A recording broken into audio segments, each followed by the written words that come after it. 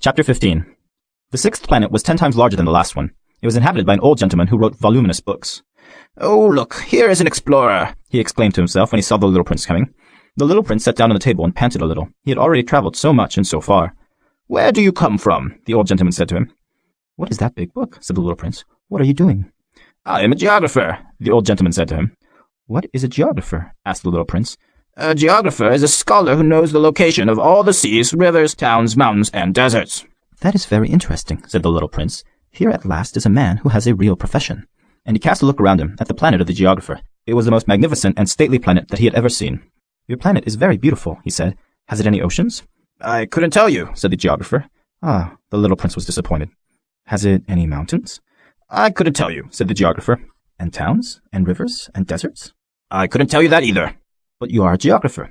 "Exactly," the geographer said. "But I am not an explorer. I haven't a single explorer on my planet. It is not the geographer who goes out to count the towns, the rivers, the mountains, the seas, the oceans, and the deserts. The geographer is much too important to go loafing about. He does not leave his desk, but he receives the explorers in his study. He asks them questions, and he notes down what they recall of their travels.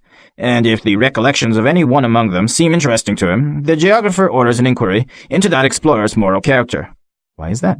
"Because an explorer who told lies would bring disaster on the books of the geographer. So would an explorer who drank too much." "Why is that?" asked the little prince.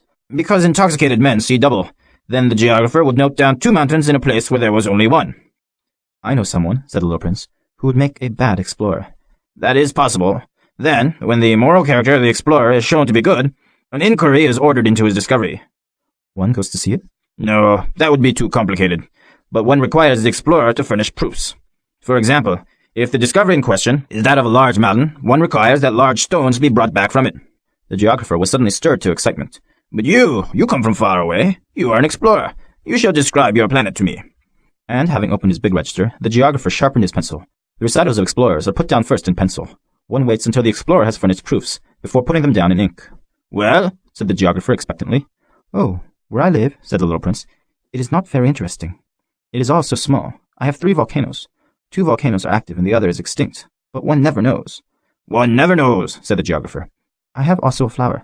"We do not record flowers," said the geographer. "Why is that?" "The flower is the most beautiful thing on my planet." "We do not record them," said the geographer, "because they are ephemeral."